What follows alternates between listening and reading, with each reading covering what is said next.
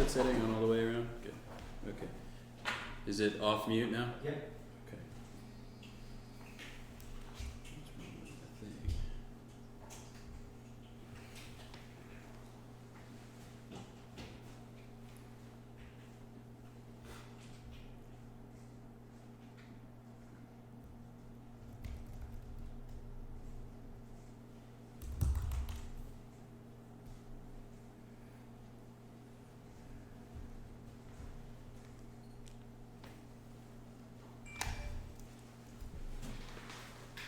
Check 1, 2. How's the volume, you guys?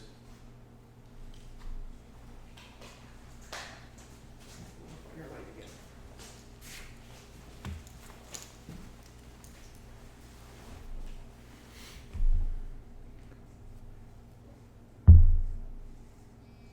Bailey says audio is good. Excellent. Okay.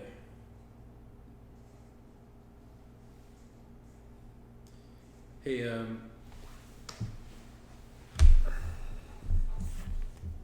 I tried to put it on low latency, Dustin, so hopefully it's working better. You have a Wi-Fi? It's on there. It's on a sticker on the thing over there. No, On the router on Wi-Fi, the the wall. Wi-Fi's back there. It's it'll say CME2. I mean, you could log into it. Okay. It's, the password's, EMS training, or CME training. It's written right on there.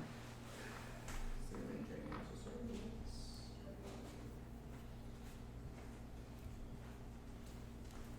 That works. Do you know if the song starts?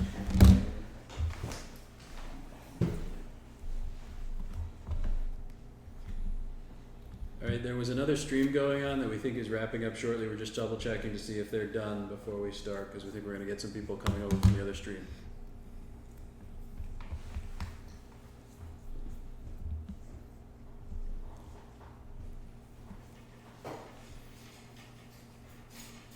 Thank you.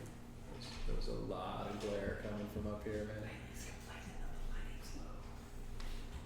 So it's good.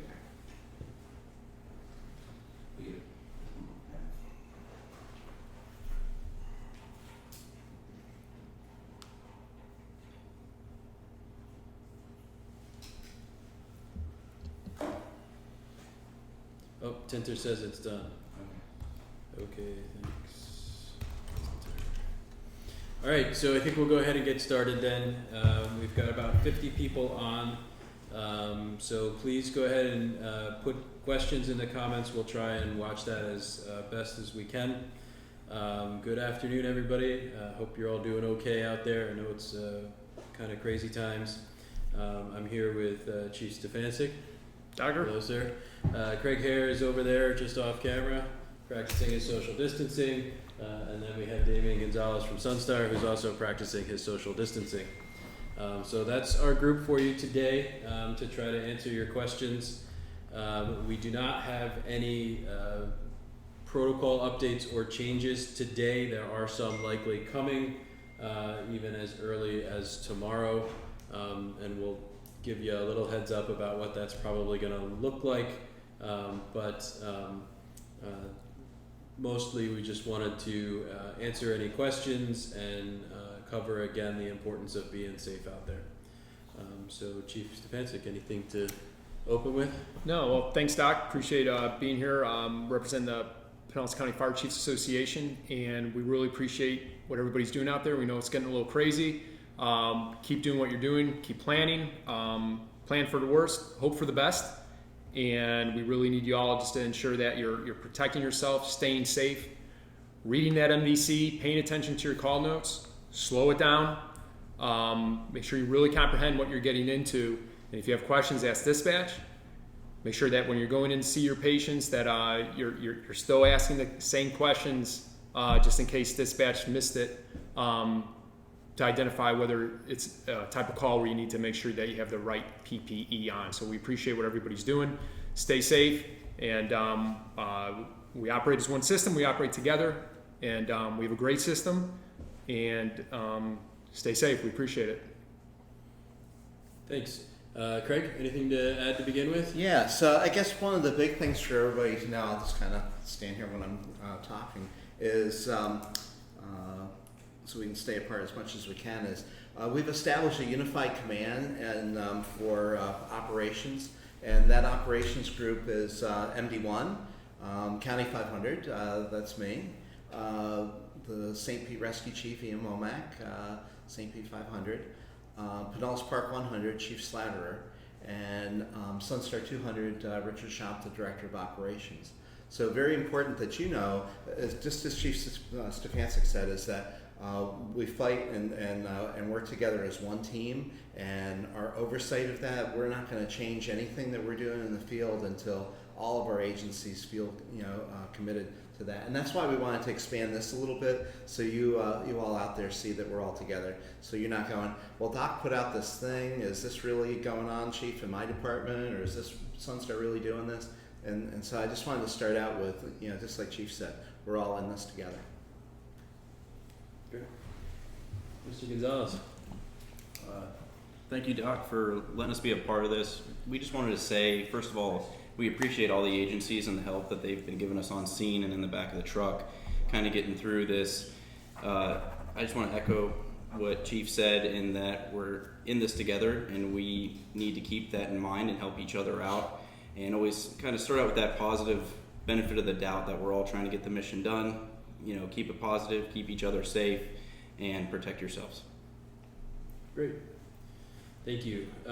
So I thought I'd just give a brief sort of situational update of where we're at in terms of Florida in particular. I'm sure you can see where we're at worldwide on the news, but I'll just give you the latest Florida numbers in case you hadn't heard or seen them, if my machine will reload. Crunch the numbers again, Doc. I know, let me see. Okay, here we go, maybe. Let's recap. So far we have 1,412 cases in Florida, and we have 18 deaths in Florida. Here in Pinellas County, we have 45 cases with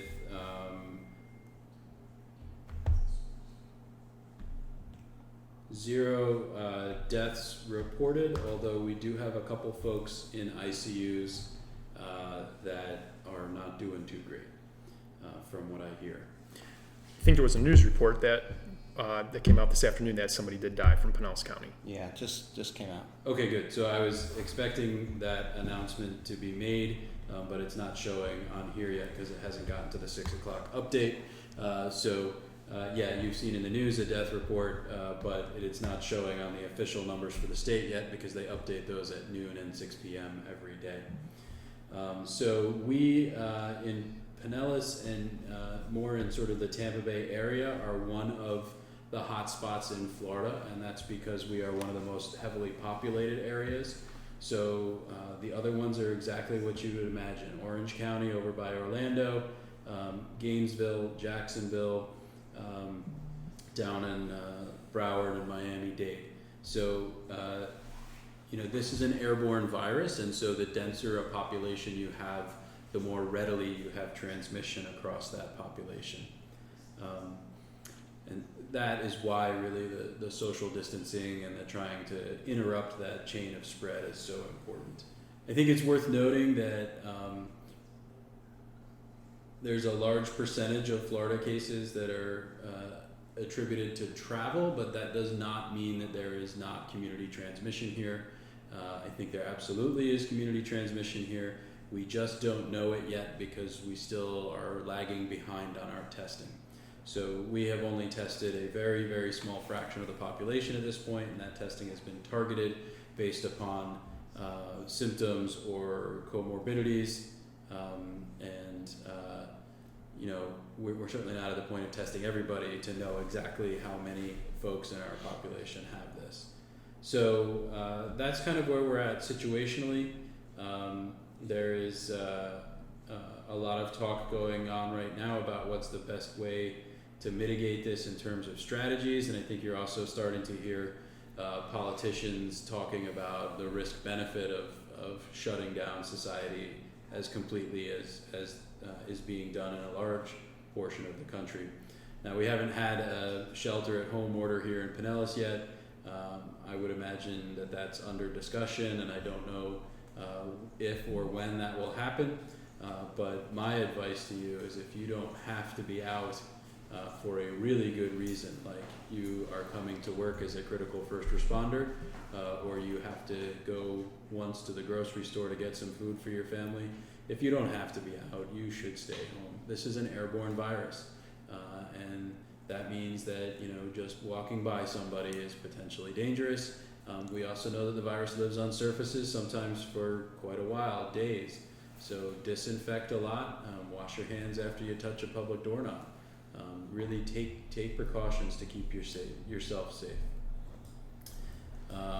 We will continue to see increased case counts as testing continues. I fully expect that. I expect we'll begin to see more deaths as well.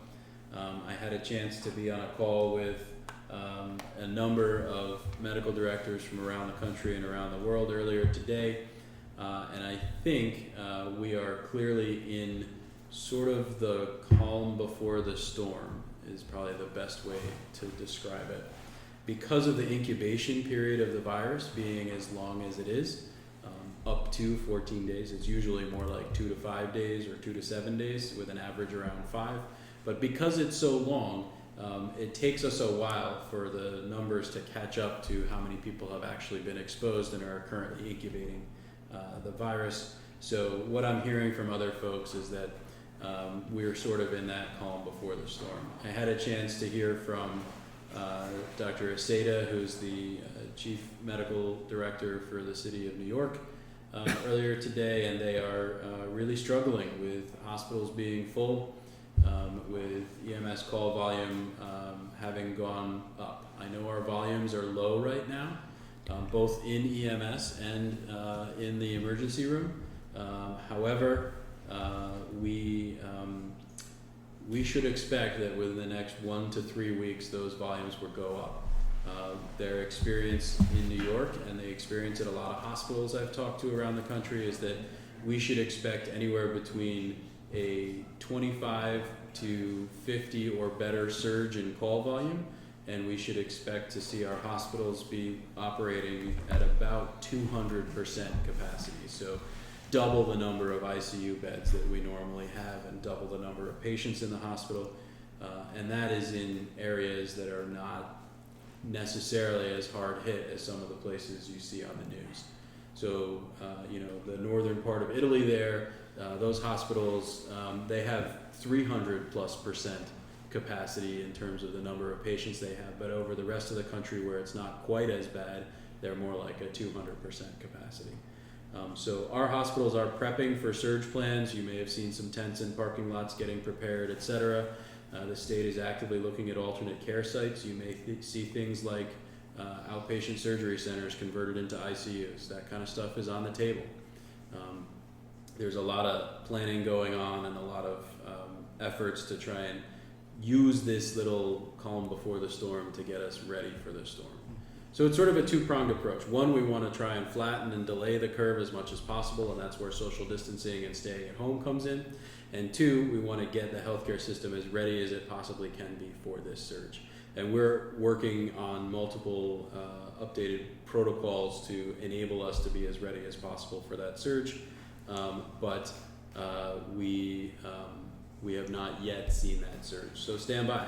I do think it's coming, you know, and I'll be really happy if I'm wrong and we don't see that crazy surge, but based on the experience of others that are further ahead than us, I think that is what we should be expecting at this point. All right, so first couple of questions coming in. Here we go. So the first one is, can you please speak to CDC guidelines regarding healthcare exposure, quarantine, no quarantine, surgical mask for 3 days, etc.? So that's a great question, and those guidances are actually in flux. And I was expecting yesterday or today to see updated guidance from the CDC on that, specifically for EMS. I have not seen that drop yet. If somebody is online and sees it out now, let us know, but I haven't seen that drop yet. And there's also a working group that's looking at exactly that in terms of depending on what type of exposure you had at work, what that means in terms of whether you need to be quarantined for a period of time. I'll just reiterate the difference between quarantine and isolation. Quarantine means you've had a potential exposure, and we're going to keep you apart from others for a while until we can observe you to see if you become sick or not. Versus isolation means you are symptomatic, and we're isolating you from everyone else to prevent you from passing the infection. Are both of those voluntary, Doc? They, in most cases, have been voluntary at this point, but there is technically laws on the books that allow that to be involuntary. Now, again, we haven't seen that implemented very often, but technically that is within the power of the Department of Health. Interesting questions.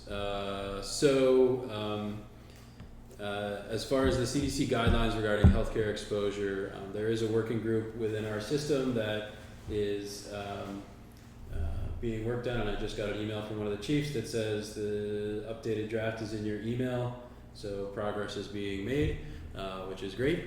So hopefully we'll have that guidance, which is really sort of an interpretation of the CDC guidance, the Florida Fire Chief's guidance, the state of Florida guidance, to sort of distill it all together to something usable for everybody if possible. So that's the status on that one. Okay, it says the link on target is now looking, that's good. Are there any reported confirmed cases in the fire or EMS service in Pinellas County? I don't have that information. I know we've had exposures to confirmed cases, but I don't have that information right now. Did you want to chime in? So, Doc, we had a fire chiefs conference call yesterday where each chief gave a report out on the status in their department, whether somebody had been diagnosed or is on quarantine. And knock on wood, I think our PPE is working, our response is working. We don't have anybody, no fire department member has been diagnosed with COVID-19. So I think what we're doing with PPE is good, and this proves that we need to be very slow, not very slow, but we need to be very diligent when we go on scene with patients with respiratory isolation precautions.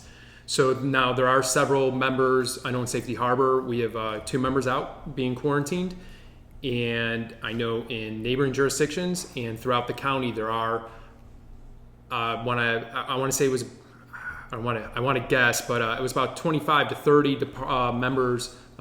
Chief, was that correct? Do you remember that from yesterday? About 25 to 30 countywide that are being quarantined, firefighters within all the fire departments? I don't think there's that many anymore. I think It was coming down. we have that total that have been quarantined, but many have been released. Great. So many released, but people have been quarantined. So no in the fire department, no COVID-19 diagnoses. So as far as Sunstar goes, we have had multiple quarantines, which have been ruled out except for a small group that did have that positive exposure, like Doc said. We have had no diagnoses of ill individuals confirmed with COVID-19 at all at Sunstar, and our designated officers continue to kind of work on a daily checkup with each of these individuals, and none of them have started to present signs at all and needed medical care. But we have transported COVID-19 patients, correct? Yes, absolutely. Okay. All right. Yeah, absolutely. Right. So, safety message there is last time we were around, I talked about patients lying, and sure than anything, we had one. And so, crew was completely following their protocol. First medic, went in, no flu-like symptoms. And so they bring in the rest of the crew to work on the call, and we ended up with 2 potential exposures on that. And we were doing everything that we should. So just be careful, just like the chief said. As far as we want to do tracking and PPE reuse at this point. Sure. Okay, so we did see that there was a variance in the number of reported and patient care reports, so that's how we're keeping track of the supplies used. And so we did see that people put gloves, goggles, and mask on, but not make patient contact. So Doc and I talked about that, and he's comfortable with us reusing that PPE. So in EPCR, we're going to add a reuse line as well as a new line. So if you're using something new, that's great, go ahead. and if it's a reuse, then just label it as a reuse. So for Sunstar, for the EMTs, since there is a potential for contamination from the cab to the box, we do want them to toast that mask when they're done and decon their goggles. So that'll help us track a little bit better in terms of once you have patient contact with an N95, the virus is going into the filter, and so that does need to be disposed of and at the end of the call.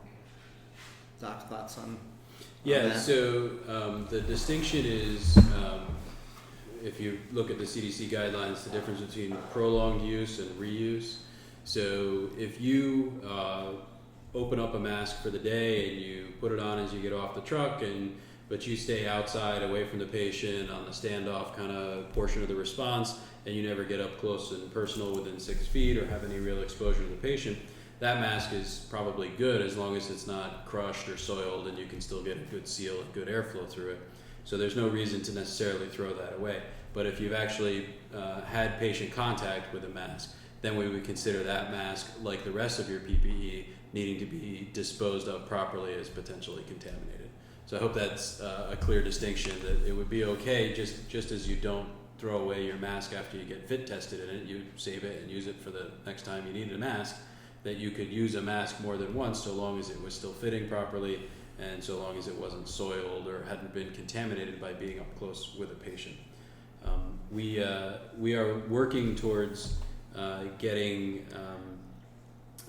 down to sort of a one-pager on each one of these issues for you guys so that everything is as clear as possible.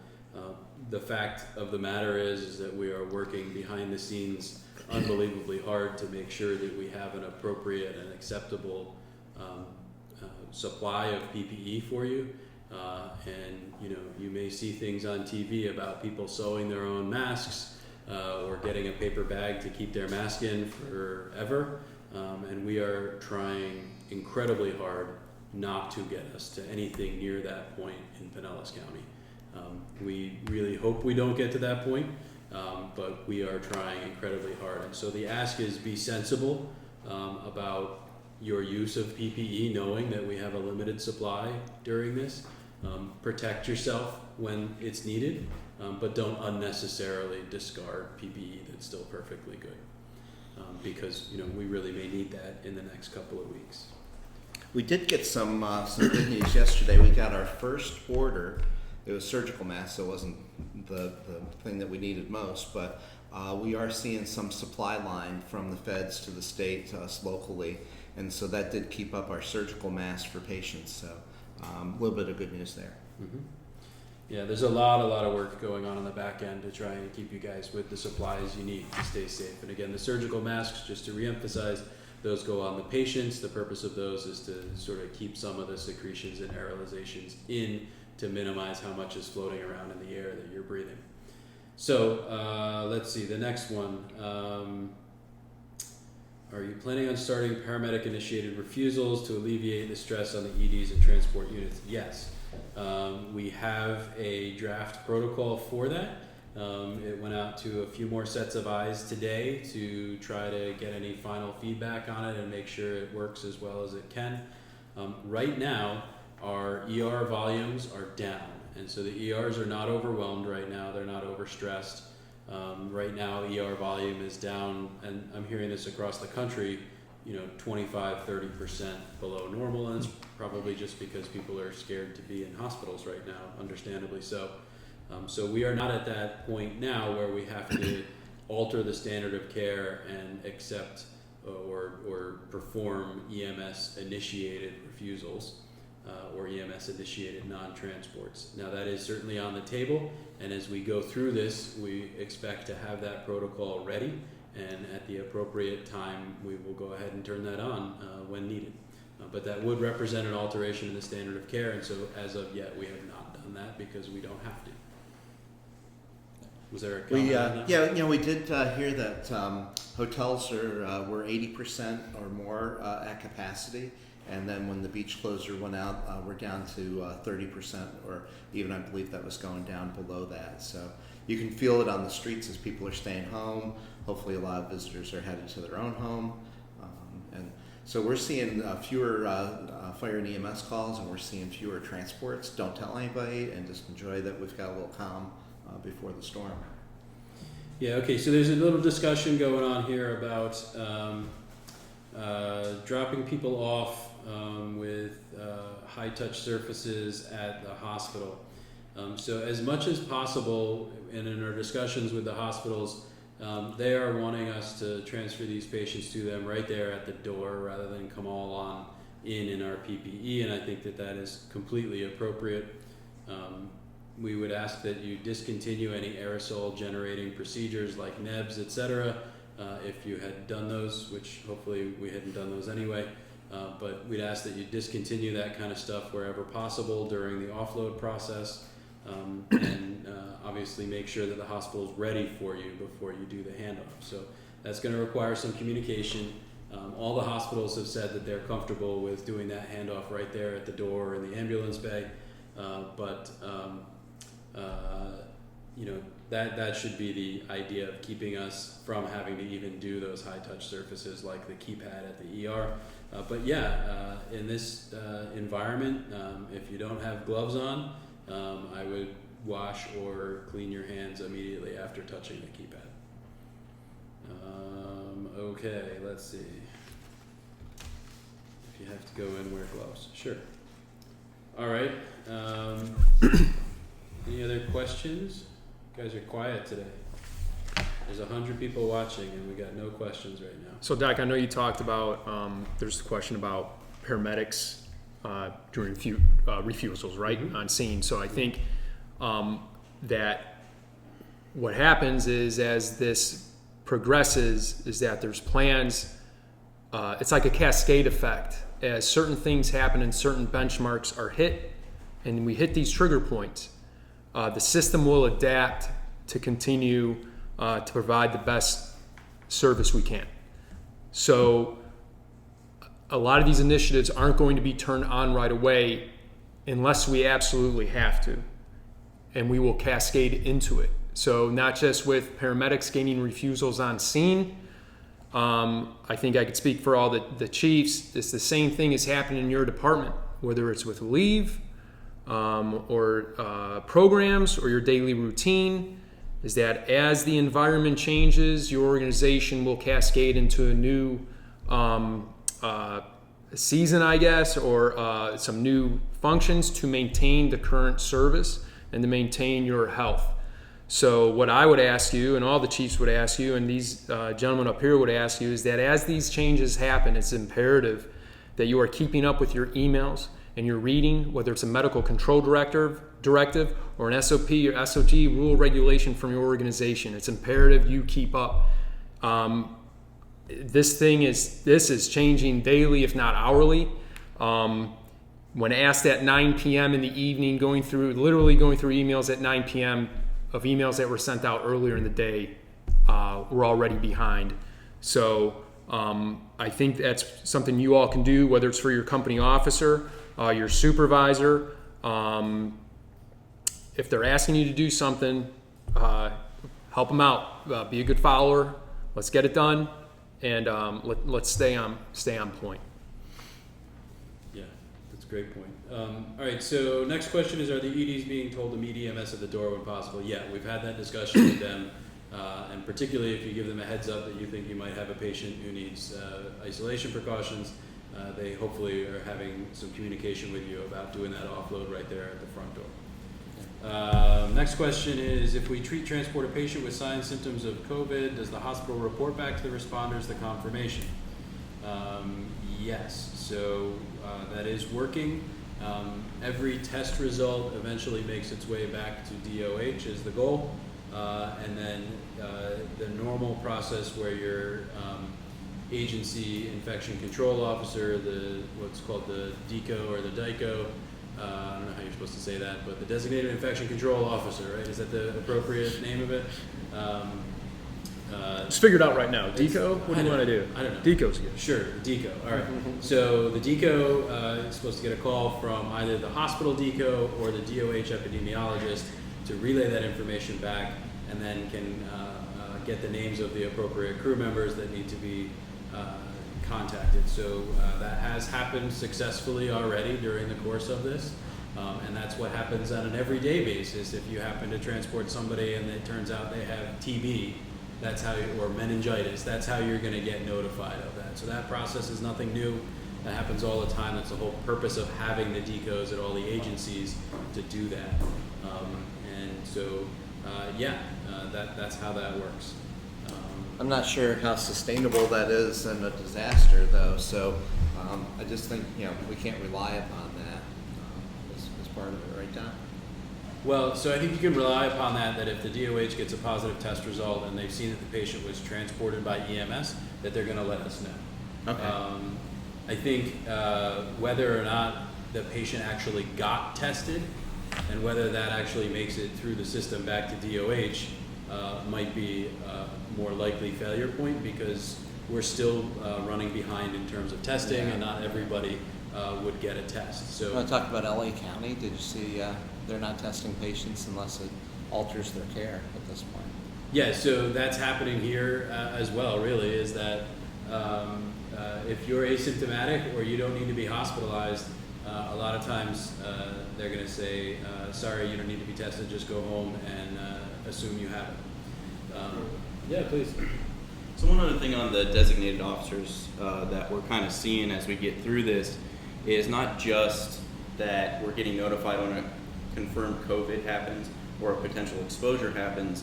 We're finding that all the hospital systems, the different agencies, all have these DCOs that are communicating with each other. For example, us at Sunstar, we're involved in almost every call that happens throughout the county, and we are working together with each agency's DCO to make sure we're all on the same page.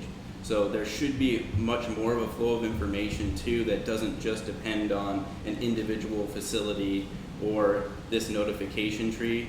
We're continuing to work together, so it's not a need of fear or thinking that you're not going to get notified. We're calling everybody when we find out something, and if a certain crew's involved and we find out, we're going to call chiefs on six staff and let them know that their crew's been in concern, and we're going to work through it. So it's kind of a whole system-wide approach to infection control and exposure as well. Great. Okay, so there was a couple of other questions that are coming in. And this one says, is it true that first responders can get tested at a local testing site without symptoms or an RX? Should first responders get tested if they have no symptoms? So there's a couple of pieces wrapped up in that. Most community testing sites, whether that's a hospital or a drive-up, will likely refuse to test you if you're not symptomatic. There just are not enough tests to go around right now, and they will likely refuse to test you. That is something that's in flux, and it's sort of going up and down as the supply of tests shifts. But chances are you're not going to get tested there. Should first responders get tested if they have no symptoms? No. There's no reason to get tested if you haven't had symptoms, because the chance of your test being positive is little to none. So just to be clear, if you had an exposure to somebody and you are asymptomatic, there is very little chance that you would test positive before you show symptoms, right? So for you to be transmitting the disease, you have to be shedding enough virus to transmit the disease. And we do know that that's possible for some period of time, a day, maybe two, before you become symptomatic. But the chances that the test would pick up that shedding during that time is pretty low. So a negative test on an asymptomatic person doesn't mean much. Okay, and it doesn't really help us to get you back to work or to give you some peace of mind or anything like that. If you had the exposure, that's sort of why you'd have to do quarantine and monitoring kind of stuff. So I guess the answer is no. I could not recommend that anybody get tested if they have no symptoms at this point, except for some very, very unusual circumstances. Well, while you're on that, you want to talk about us being able to be tested if we are symptomatic? Yeah, so I was getting to that. Okay. There is Somebody asked who's coughing. I don't know. Nobody's coughing here. One thing to know is that we have been in touch with all of our local testing avenues. That's our various hospitals, health systems, and the DOH, and all have agreed to test a first responder if we needed that test for a real reason, like you're symptomatic and we need to prove that it's just a cold and not COVID, so you can come back to work without waiting 14 days, or if you're symptomatic and you might have exposed patients or something in that nature. So all of our local health systems have agreed to do that. Those processes are just getting stood up and working, but we have had some success where needed getting first responders tested. And if anybody thinks that they really do need a test and they're not able to get it, they just need to push that up through their chain of command, and their chain of command can reach out, and they should be able to facilitate that happening via one of a couple of mechanisms. So for example, we had a person recently who was symptomatic, and we needed to figure out whether or not it was COVID so that we could figure out whether there had been other exposures, and with a couple of phone calls we were able to facilitate that test happening. So if you think for some reason you need to be tested and you can't, or you tried to go to a drive-through and they turned you away or something like that, please do escalate that through your chain of command and we'll figure out a way to get it done. We do have the ability to do that in certain circumstances. So let's see. As of now, testing results are taking 7 to 10 days. Yeah, so the variation in terms of test result time, and this is really important in terms of getting people back to work. So if you had a patient that's being tested for COVID and you had an unprotected exposure, which hopefully we didn't do because we're being really proactive with our PPE, but if for some reason you had an unprotected exposure to that person and they're being tested, you could have to wait for that test to come back to work in certain circumstances. And so the longer that test takes to come back, the more difficult it is for us to get you back to work sooner rather than later. The range of possible turnaround times I have heard from our locally available testing routes is anything between 4 hours and 7 to 10 days.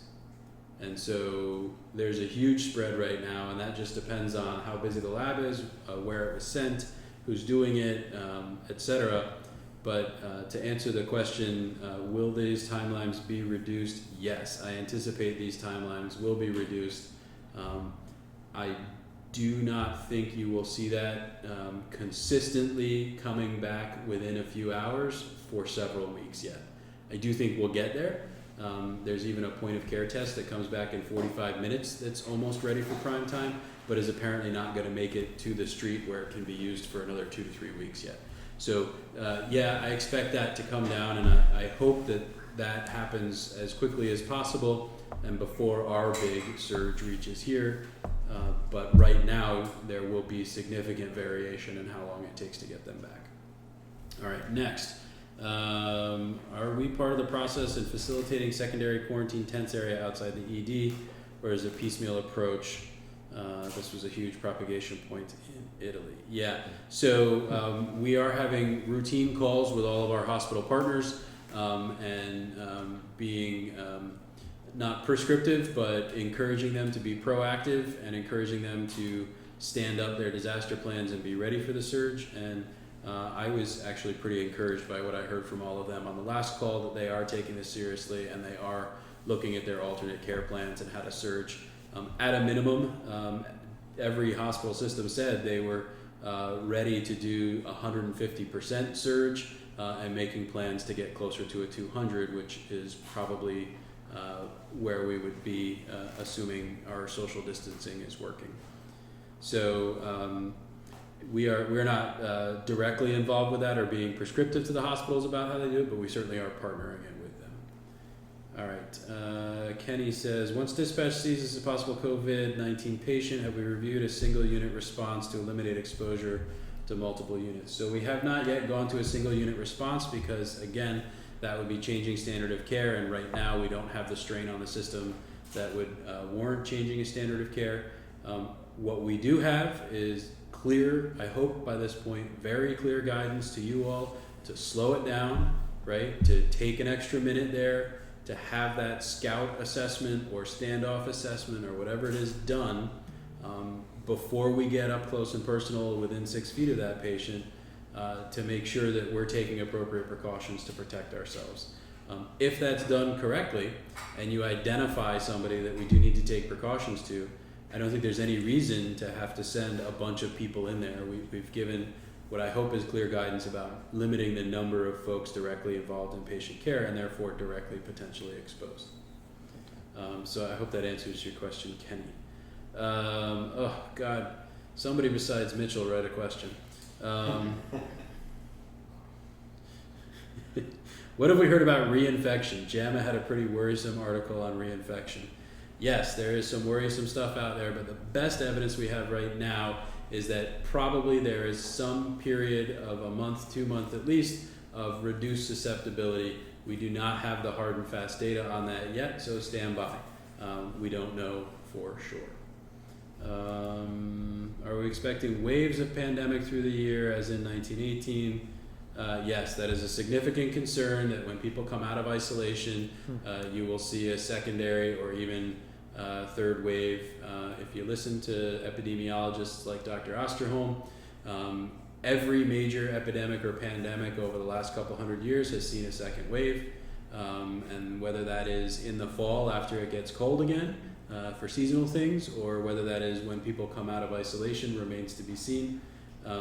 You may have seen in the news that they are now loosening things up over in Wuhan, and so a lot of people are watching very closely to see if they get a second wave over there. It is definitely a concern. As we've been saying, we are in this for the long haul. This is going to change operations for a long time. I got a couple items when you're ready. Sure, we got about 5 or 6 more, but go for it. Okay, so we turned off the air conditioning here so you can hear us. So we are not feverish, but we might look a little sweaty, and but we're all healthy here, honest. We are using a set of metrics that that Chief mentioned in terms of driving this, and we're going to be very transparent as we go through this. There's a button in 911 Web. It's called Call Trends. You click on it, and you can see exactly where we are in terms of workload, how many respiratory calls that we're running. You can see our response time compliance. So as you see those numbers varying, that's going to be the triggers for whether we go to a flu line, whether we go to an assessment at the house and leave them there, whether we start to do single unit responses. Just all of those changes, we'll have those packages ready to go so we can turn them on as needed. For Sunstar, maybe that could be something that you get out to your folks once in a while, because I don't know that they can hit 911 Web. So. Yeah, absolutely. We'll continue to push information through different webcasts and our bulletin boards. There was a question about PPE conservation, and so we have looked at just about everything, and I know a lot of you are on the internet looking at UV doesn't really work, radiation really doesn't work, peroxide, all different things that we've looked at. And that's why you see so much of a focus on maintaining the N95s. I think in the longer term, so you can be thinking that how we're covering you is one, we are seeing some trickle from the Strategic National Stockpile, and the other would be fire rescue using SCBA and us using P100 full face mask for ambulance. So that's kind of where we're at PPE wise. Yeah, thanks. That's a good point. So we are actively working contingency plans for what to do if we run out of N95 masks. All that stuff is on the table. There's a lot of moving parts to try and make sure that we can keep you guys appropriately protected. Next question I saw here was, can you speak to the fact that coronavirus is a bimodal disease and what that is? So I believe what that person is referring to is the fact that many cases of coronavirus are having a clinical course that starts with, and this is kind of interesting because we're learning more about this as we go along, but it generally seems to a lot of times start with a little bit of GI upset as a first symptom, whether that's diarrhea or little abdominal pain, along with myalgias or body cramps, and then it progresses to fever and headache for a couple of days, and there may be some respiratory symptoms like a dry cough in there for a few days with that fever and respiratory symptoms as well. And then people are describing that they feel a little bit better for a day or two, somewhere around day 6 or 7 of illness, and then some percentage of them on day 7, 8, after having felt better a little bit, then rapidly deteriorate into a pneumonia with hypoxia and respiratory failure.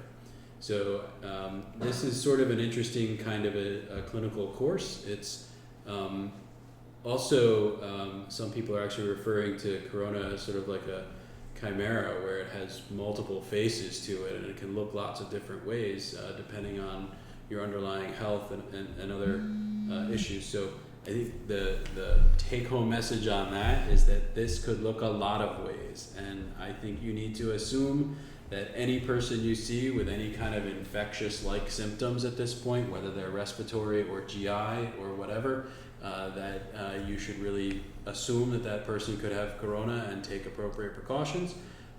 And I would also say, given the evidence for asymptomatic carriage and transmission, that you should assume that anybody you come across in your daily activities, in your personal life outside of work, could. So that's why the social distancing is so important. All right, here you go. Mark asks, how many of the confirmed cases in the county are at home versus in the local hospitals? Right, the majority of the cases, to the best of my knowledge, are at home. They were mostly, or a good number of them were probably diagnosed in the hospital and then sent home to recover. There are the one death that was announced today. There's, I believe, at least one other critical patient in the county, and there's certainly a reasonable number that are hospitalized, but of those 40 plus, I think most of them are at home. I can double check and get back to you on that one, Mark, if you want to know more specifics. Mitchell, we already kind of covered the CDC qualifications of exposures and the group that's working on getting you the best consistent updated guidance on that, so I'm going to defer that one for now. All right, Roger, I want to know if or when we would go to dispatch telling people to take themselves to the hospital rather than exposing FD and Sunstar. So again, that goes along with the standard of care. When we get to a point where we have to alter the standard of care, that would be something that we would begin doing potentially. I'm not sure that we would tell them to take themselves to the hospital. We might do something more like, if you just have questions or you're very mildly ill, we'll refer you to a nurse line or an information line that can give you some advice and tell you to call your doctor. And then if you seem a little bit more moderately sick, we're going to come out and assess you and decide whether or not we think you need to go to the hospital. I don't think that we'll necessarily just tell people to drive to the hospitals, because the hospitals will be overwhelmed regardless of whether we bring them or the patient brings them. So we'll probably have a slightly better or more nuanced solution than that, Roger. So protecting the hospitals, right? Is that one of our key missions? Yes. So that's sort of what I was alluding to, is the hospitals will be overwhelmed whether we bring them or the patients drive. So we wouldn't necessarily just tell them to go to the hospital. We might tell them to do something else, like stay home, call your doctor, call the state COVID hotline, whatever it might be. All right. Nicholas says, there's been a conflict, the GI symptoms appear to be just vague enough that many assume nausea and vomiting are included in the COVID symptoms. Can we clarify? So that's interesting. We threw diarrhea in there because we got initial reports that somewhere around 3% and maybe as high as 5 to 10% of cases are presenting with GI symptoms, particularly diarrhea, early in the beginning. Before they develop respiratory symptoms. So we threw it in there because we thought, well, that's kind of important information to get out there and to know, so we don't have unprotected exposure to folks. Nausea and vomiting, I don't have a lot of data on yet, but if you have somebody who's looking, kind of fluish, or has some nausea and vomiting, and you have some concern, I would absolutely take PPE. I saw an interesting bit of data today that the single most common medication administered to COVID patients is antiemetics.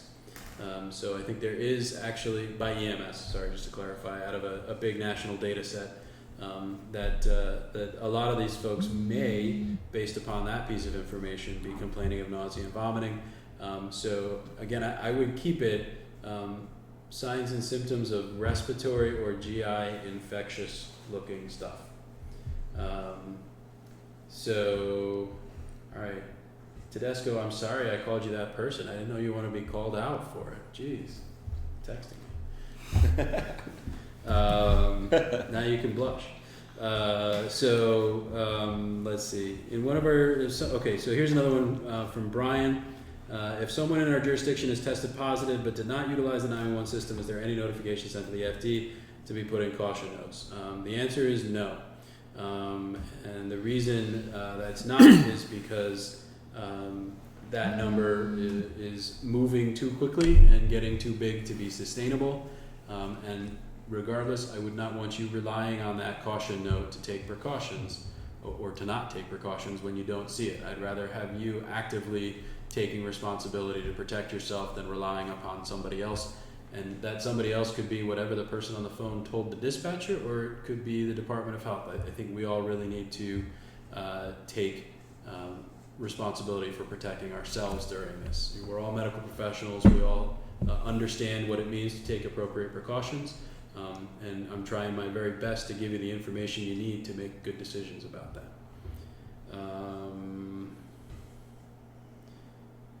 Another person who seconds the idea that people are lying about their symptoms. Yeah, when you're doing that screening, you might want to phrase that in a way, look, if you tell me you're having these symptoms, I'm still going to take care of you. I just want to protect myself and my crew. So what's going on with you? There's ways you can ask that question to try and get people to tell the truth if they don't, have the perception that if they answer positively that you're going to not take care of them or something. So yeah, it's a problem. I mean, people are scared, right? People are scared, and so people are going to do things like that when they're scared. Holy smokes. Dr. Paganini, all the way from Italy, watching the YouTube live stream. Thanks for being on there, Luca. Dr. Paganini trained with us a year or two ago with some tech rescue training when he was visiting in town, and has been a real friend to us and a real resource to us, and given us some intel into how this is looking and what they're really experiencing on the street over there in Italy, and really has been a good resource to us in helping us. We were just emailing in the last 24 hours, he and I, about what kind of rates of infection they're seeing in EMS personnel over there. He was able to tell me that the EMS personnel are having lower rates of infection than the general healthcare workers, which I think is reassuring.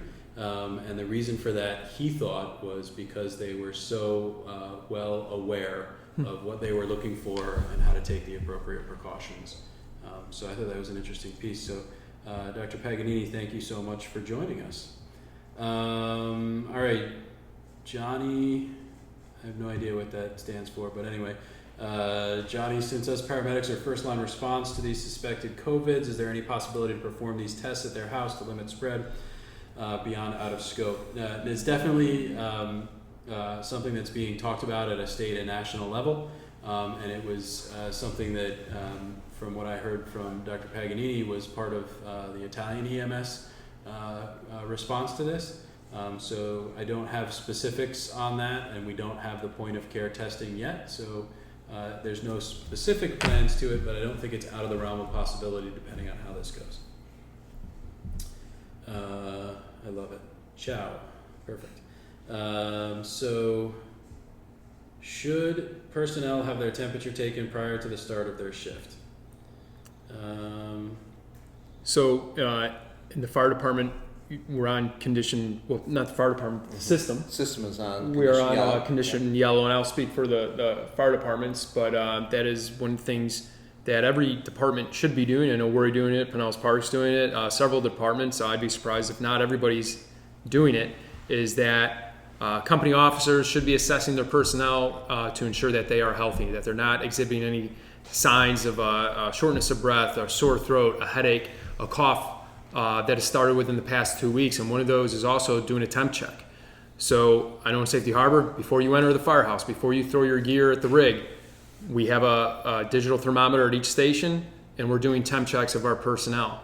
And I know that's happening throughout at fire stations throughout the county, and also in other departments throughout each municipality. If you want to talk about Sunstar. Yeah, absolutely. So in Sunstar's case, because of the system status and the varied shift time starting, we've employed a screening during any type of call out. So if somebody calls out sick, we screen that individual and then privately communicate that back to our DECO, and they are making a call to get a physician's opinion on illness, as well as there is a screening of temperature at the first return of that individual. We are also asking for all of our personnel to help protect your colleagues. If you're feeling sick, stay home, call the communications center, and then in business hours get in contact with the DECO to make sure you're getting the right advice and taking care of that. We do continue to work with the EMS administration and the advice of the Department of Health on how we'll have to broaden those programs, again, seeing and depending on how this goes and what kind of resource availability we can get with thermometers and temperature monitoring. Sure. So my piece of that is 911. Did that turn on today, Doc, or tomorrow? Which part? Checking employees. I think they did a soft launch today. Yeah, so that'll be in place solid tomorrow for all 911 staff checking in to go through a safety check and a temperature. We've got a couple hundred infrared thermometers that are on order, and that'll allow us to get, not being, touch or oral thermometer. As far as nursing home screening, kind of tags right along is please comply with that. It's a CDC and a governor order to do that. We know that that's a pain. Just be pleasant with them in terms of the questions. Doc and I put out to the chiefs that we wouldn't put an oral thermometer from some of these nursing homes in our mouth. So the workarounds for that is if we get to the point that we could bring our own and show our own temperature, or if they've got one that is infrared or tympanic, to go ahead and comply with that.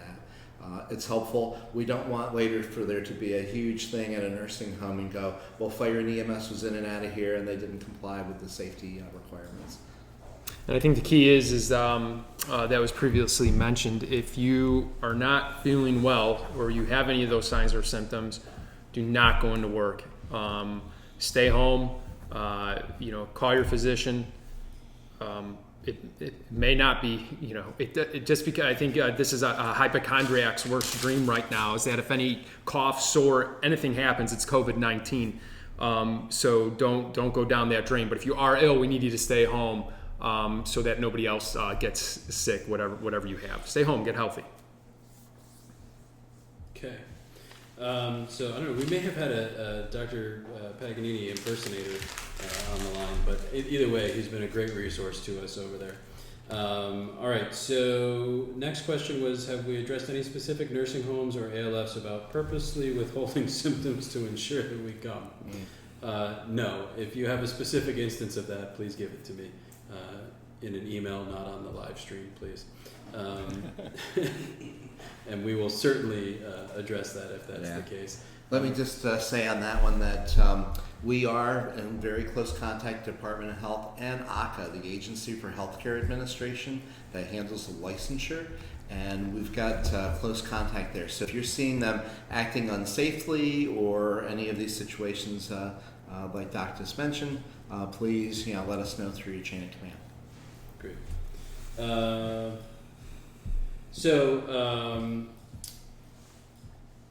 Let's see, next one's from Doug. Is there clarification on whether or not, if the firefighter gown's up, we have to ride in or not? Some thoughts of possibly keeping the exposure down if the patient is stable and allowing. Yeah, so the decision to have the first, and so generally it's going to be the fire medic who's at the patient side first, who does the initial standoff, makes the contact, does the initial assessment. So that person is already in PPE, and then the Sunstar medic is generally going to come in second, and they're going to get in their PPE, and then those two folks are going to be able to load the patient, go to the ambulance, treat, transport, unload, offload at the hospital, and then do their decon and get undressed together. And that was the solution that was come up with by the ops group related to this, to minimize the number of folks who had to get in and out of PPE, and to minimize the number or the amount of PPE that was being used per patient. And so right now, that's the best plan and what's being asked for by the larger group between the chiefs, Sunstar, and the county. However, if that changes at some point during this, we will certainly let you know. The problem with just having, say, the Sunstar crew do it is now you have somebody like the Sunstar EMT in and out of PPE a couple of times, or then alternatively having to try to decon the driver area of the ambulance, which is less amenable to decon in the back. We are working through potential solutions to that. We are working through potential alternatives, but right now that was the desire of the assembled leadership of the system. So I hope that answers your question. Let's see, next. Telehealth, yes, Mitchell, we are looking at connecting with telehealth. We don't have a formal or real solution for that yet, but we are looking at it. Bailey, I think your question got answered with the previous discussion, but regarding pre-screening crews prior to shift. Yeah, that is something that's definitely a best practice, and we would encourage to be happening at every agency.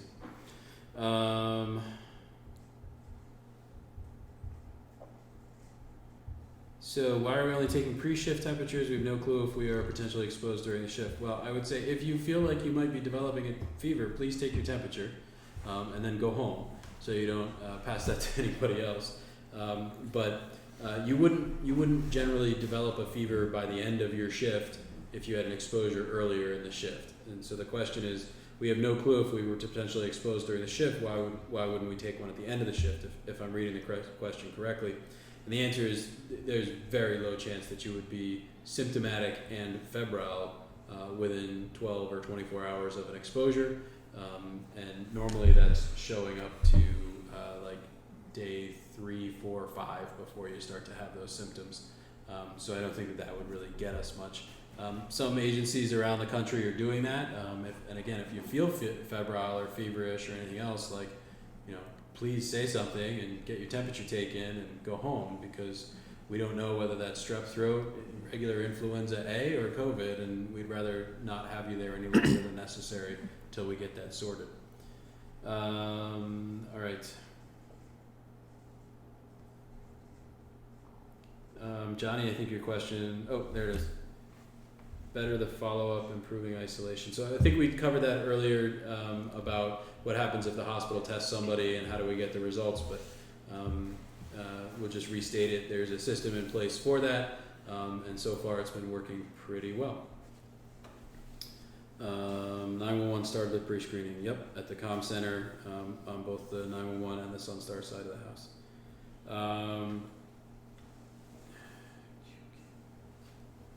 I'm not sure I follow your question, Johnny. Try writing it a different way. Let's see, I had one or two here.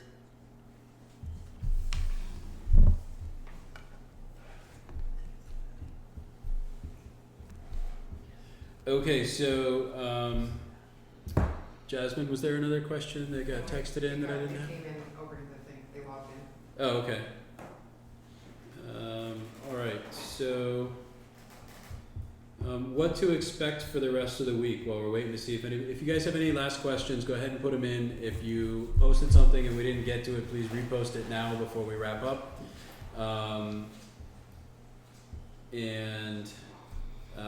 What I'll say is what to expect for the rest of this week.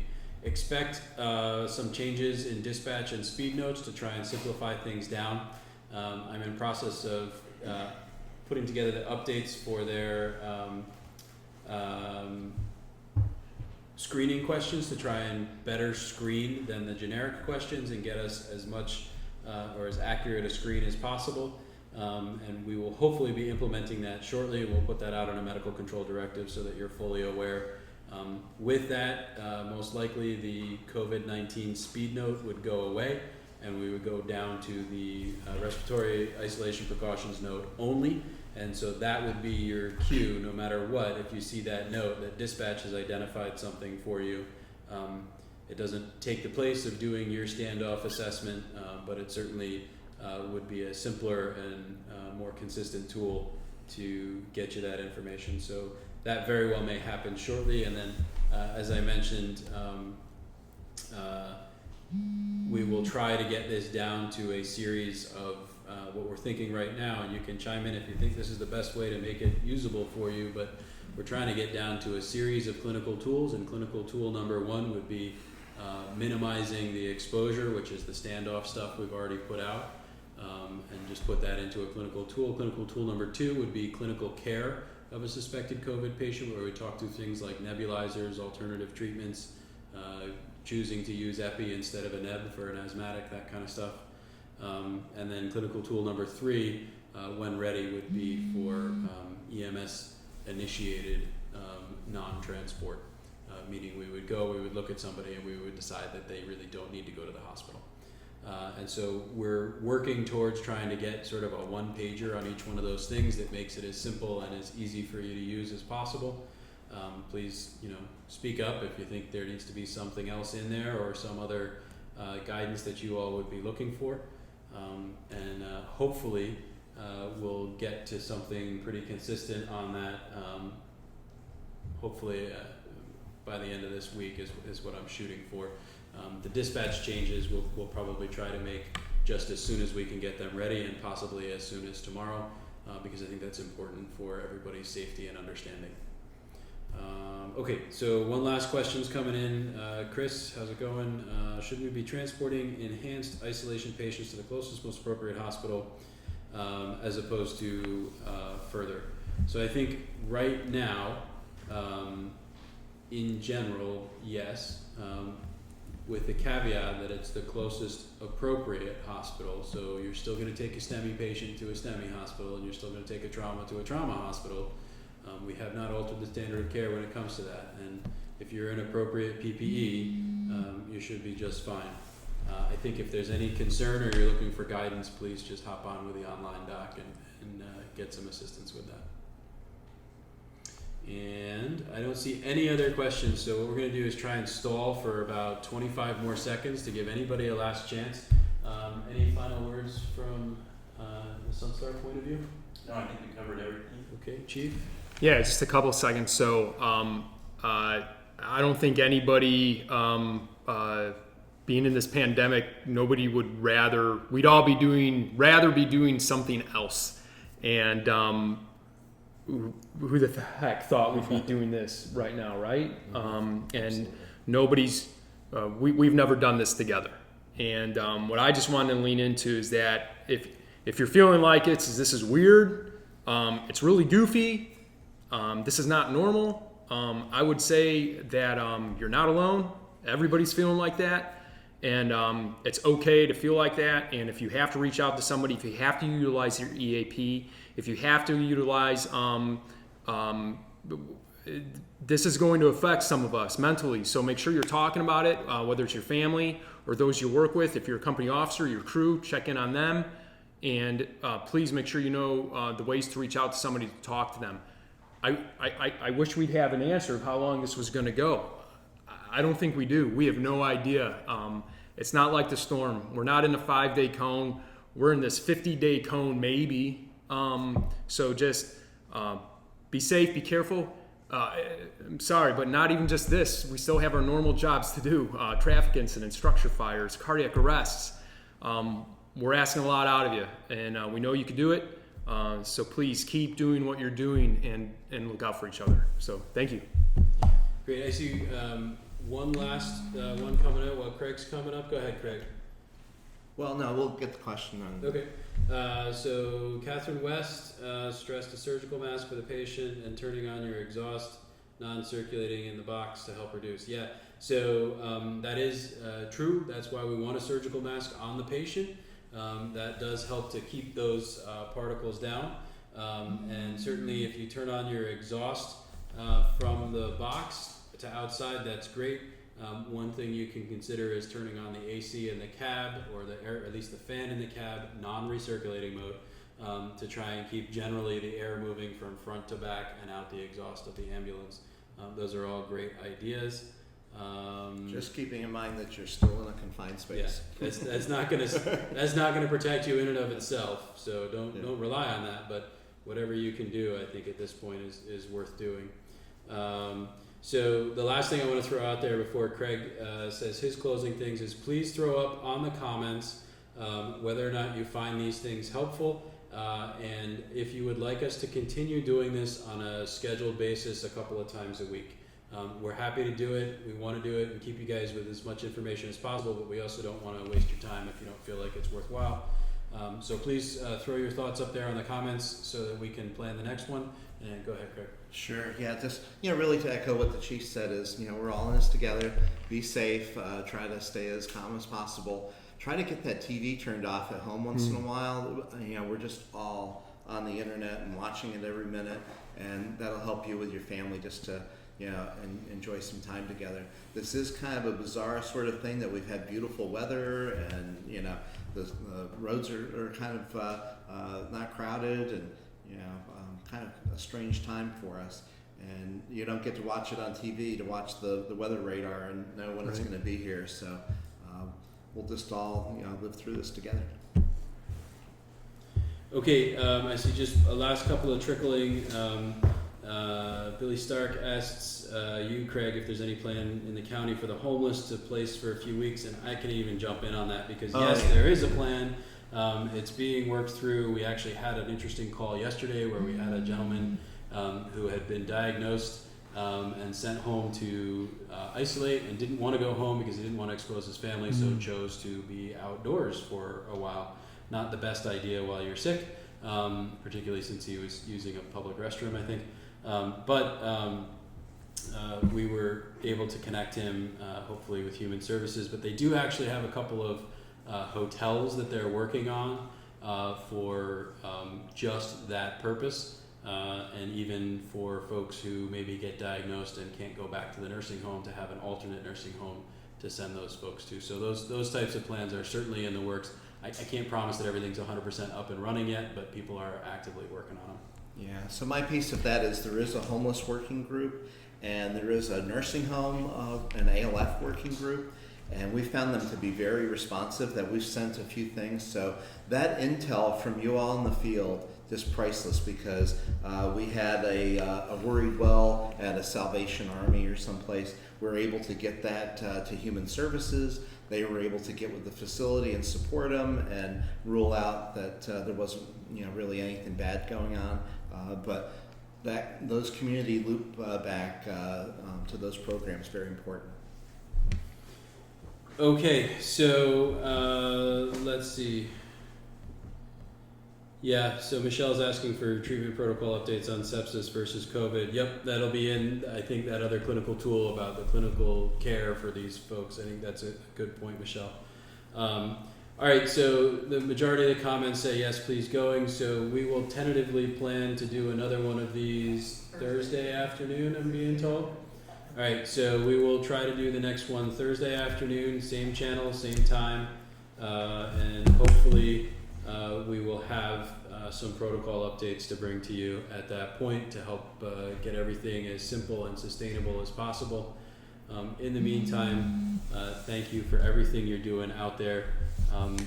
This is sort of this is one of those moments where I think we're all going to really shine, but it's not going to be easy as we go through this. So please take care of yourself. Please try to take a minute or two every day to disconnect and find some normalcy. And we'll be back with you guys soon. Stay safe. Yeah.